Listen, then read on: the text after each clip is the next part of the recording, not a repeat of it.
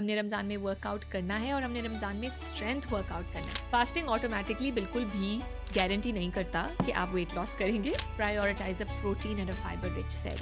The real thing is not weight loss, the real thing is fitness.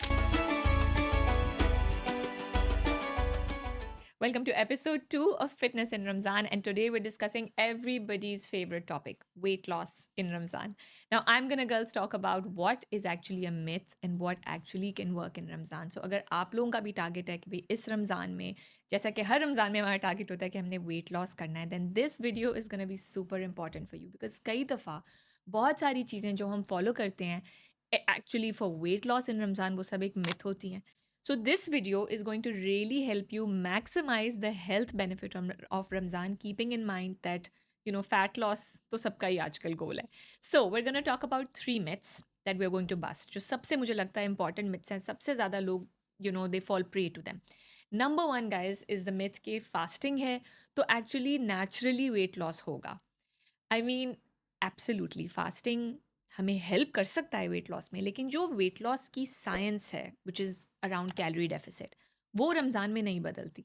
सो जितने भी intermittent fasting के भी आपने नाम सुना होगा कि बहुत ज़्यादा IF इंटरमिटेंट फास्टिंग की टेक्निक से लोग वेट लूज़ करते हैं या कोई ना कोई डाइट करते हैं, कीटो करते हैं, that as well as fasting in Ramzan weight loss eventually एक ही आप कह लें टेक्निकली साइंटिफिक इक्वेजन से होता है which is a calorie deficit equation. So fasting automatically बिल्कुल भी गारंटी नहीं करता कि आप वेट लॉस करेंगे because at the end of the day calorie deficit पे डिपेंड करेगा. तो अ लॉट ऑफ टाइम्स हमारी सबसे बड़ी मिस्टेक क्या होती है रमज़ान में, that we start over eating.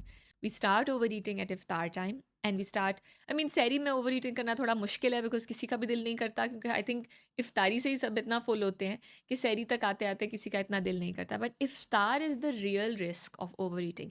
The other problem is calorie dense foods. Somehow हमें एक कल्चरल फिनोमेना बन गया है कि iftar is not complete without pakoras, it is not complete without fried stuff. और फिर जितनी हम एडवर्टाइजिंग देखते हैं चीज़ों की, including soft drinks, including sugary drinks and readymade fried samosas pakoras इतने ईजी भी हैं, ईजीली अवेलेबल हैं कि आपको घर में कुछ करना भी नहीं, कि हम सब उस एक एडवर्टाइजिंग, मार्केटिंग और एक कल्चरल फिनोमेना का जो है वो हम शिकार हैं.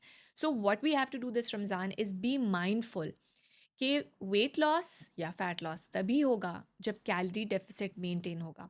और कैलोरी डेफिसिट का मैं आपको एक बताती हूँ, एक feeling. It it feels a little bit draining. ठीक है, it when you are in a calorie deficit your body you can tell that you're in a calorie deficit. थोड़ा सा आपकी एनर्जी लेवल्स इम्पैक्ट होते हैं, बहुत ज़्यादा नहीं. अगर बहुत ज़्यादा एनर्जी लेवल्स इम्पैक्ट हो रहे हैं इसका मतलब है कि शायद कैलोरी डेफिसिट बहुत बड़ा है. हमें रमज़ान में एम करना है कि हम 300 to 400 की कैलोरी डेफिसिट में रहें if you want to go for a fat loss goal in Ramzan. इससे ज़्यादा भी नहीं और इससे कम भी नहीं. इससे कम करेंगे तो चांस है कि शायद हम कैलोरी डेफिसिट में मेंटेन ही ना करें, और इससे ज़्यादा करेंगे तो बॉडी के एनर्जी सिस्टम्स और मेटाबॉलिज्म स्लो होना शुरू हो जाएगा. अगर बॉडी का मेटाबॉलिज्म स्लो होना शुरू हो जाएगा तो बॉडी स्लोली उसको अडेप्ट करती है. बॉडी को लगता है कि अच्छा शायद बहुत कम खाना है, which is true, food is restricted in Ramzan. So body slows down the metabolism. Think of it as a dial, as a light or as a fan, right? Body dial को घुमा के slow कर देती है. So जो energy output है, जो metabolic output है वो भी slow हो जाती है, which means energy levels impact करते हैं. We don't want that. We want our energy levels to be high because that is actually the best fat loss zone for the body. When energy levels are high, the body is burning energy actively. ठीक हो गया? So what will work then for myth number 1? A balanced meal. बहुत simple है. हम balanced मील खाएंगे, हमने बहुत ज़्यादा भी कैलोरी डेफिसिट इंट्रोड्यूस नहीं करना और हमने बहुत ज़्यादा जो है वो ओवर ईटिंग की तरफ भी नहीं जाना कि हमें लगे कि हमारा कैलोरी डेफिसिट है ही नहीं. बैलेंस्ड मील. मिथ नंबर 2 गाइस, यूजुअली लोगों को लगता है कि शायद सहरी स्किप करने से हमारा कैलोरी डेफिसिट मेंटेन हो जाएगा. अच्छा, इफ्तार में तो कंट्रोल करना बहुत मुश्किल है और कहीं ना कहीं बाहर इफ्तार हो रही है या बहुत ही मज़े की चीज़ें और एक अपने आप को ट्रीट करने वाला माइंडसेट भी होता है हमारा इफ्तार में. So what people then do, as they have iftars that they feel are not on track, right? आप बाहर इफ्तार करते हैं, आप all you can eat buffet में जाते हैं और आपकी ऐसी इफ्तार होती है जो आपको लगता है कि यार आज ऑन ट्रैक नहीं था काम, मैंने बहुत ज़्यादा प्रोसेस चीज़ें खा ली, मैदा बहुत खा लिया, रिफाइंड कार्ब्स खा लिए या फ्राइड चीज़ें खा ली. सो नेक्स्ट रिएक्शन होता है कल की सहरी miss. I am not gonna have sehri in the morning. So skipping sehri is the other myth कि भाई सहरी स्किप कर देंगे तो इफ्तार की कॉम्पनसेशन हो जाएगी और वेट लॉस हो जाएगा। ये भी एक बहुत बड़ी मिथ है और हमने इसकी ट्रैप में नहीं फंसना।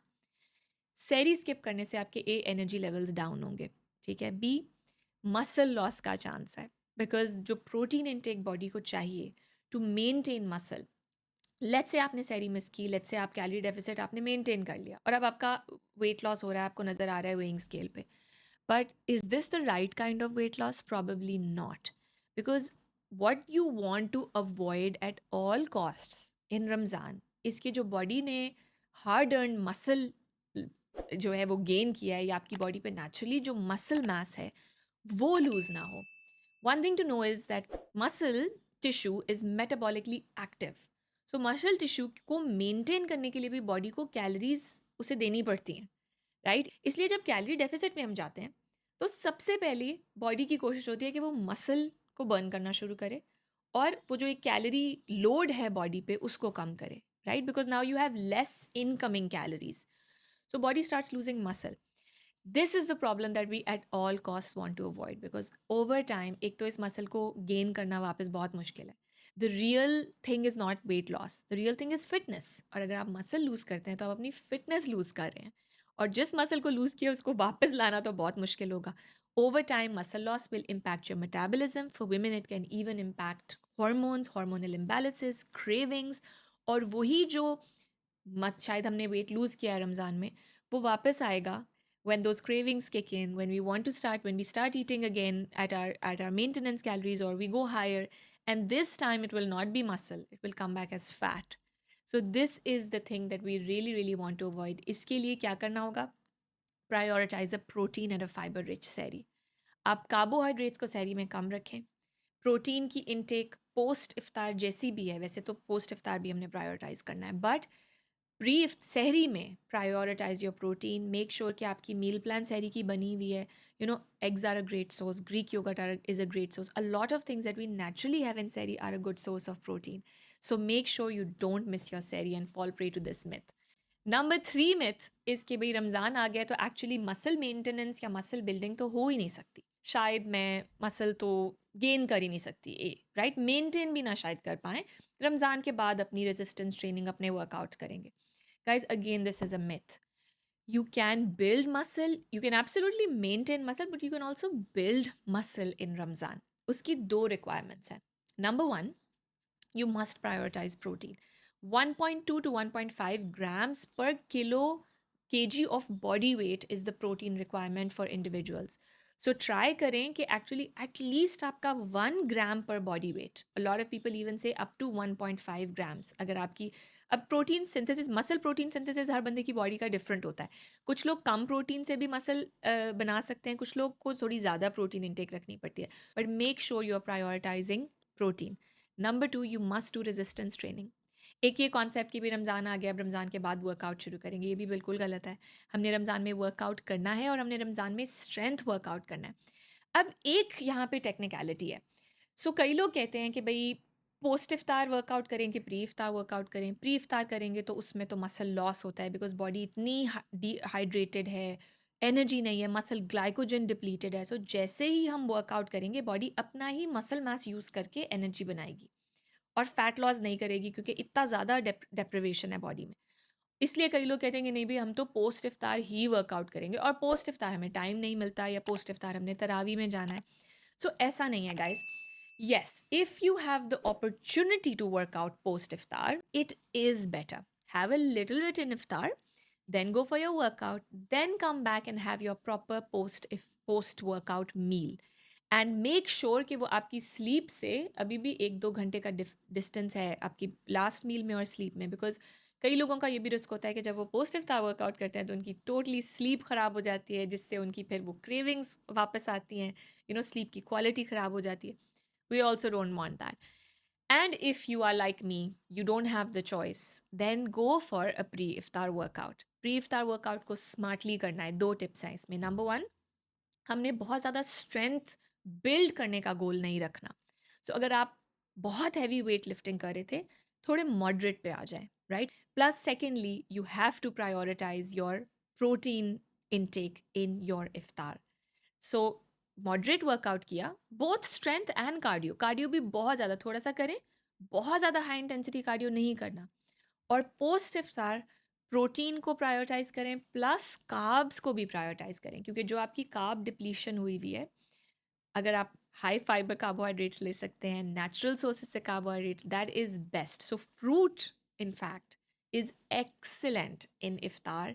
Dates are excellent in iftar if you have worked out. पानी से और डेट्स से और फ्रूट से अपना रोज़ा इफ्तार करें and then you go on for some protein. So you will refuel your muscles as well as you will get the protein intake that you need. These three myths, guys, if you can cover them, if you can make sure that in three myths को आप follow नहीं करें, तब हमारा definitely chance है fat loss का. अच्छा, अब करना क्या है, ये तो मैंने मिथ्स बता दी. What is actually going to work for fat loss? Let me tell you that. So what is actually then going to work for fat loss, guys? Okay, I have a very simple 4-point strategy. Number 1 is खाने में क्या खाना है. उसके ऊपर हम एक पूरी वीडियो बना चुके हैं. Episode 1 is about what to eat in Sehri and Iftar. Number 2, strength training. अगर आप चाहते हैं that you don't lose muscle in Ramzan, weight training करें, पिलाटेस करें, कोई फॉर्म ऑफ योगा करें जो स्ट्रेंथ के ऊपर फोकस करता है, but don't take a break because then your body will end up losing muscle and we don't want that. Number 3, hydration. A lot of us actually fall prey to this कि हम बाकी सब कुछ तो ठीक करते हैं बट हमारी पानी की इनटेक इम्पैक्ट होती है. We have to aim for 2 to 3 litres of water. Now I know all of you will say कि भाई इतने में तो, इतने इफ्तार से सहरी के जो टाइम है, हमने सोना भी है, तो हम कैसे इतना पानी पिए. Have a strategy, have a water bottle, divide your glasses of water कि कब कितने पीने हैं. मैं इस तरह डिवाइड करती हूँ, 2 सहरी में, 2 इफ्तार के फ़ौरन बाद, बाकी कितने दरमियान में. सो हैव योर स्ट्रैटेजी कि भाई मैंने इतने ग्लासेस ऑफ पानी तो पीने हैं. And last but not the least, guys, sleep. Another thing that gets massively impacted in Ramzan, और हमारे फैट लॉस का बहुत लिंक है स्लीप पे, क्रेविंग्स पे, हमारे हार्मोन बैलेंस पे. ठीक है, so what we have to do is make sure our sleep is healthy, our sleep is not disturbed, cravings balanced रहे और fat loss होता रहे. Hope this helps, guys. I will see you in episode 3.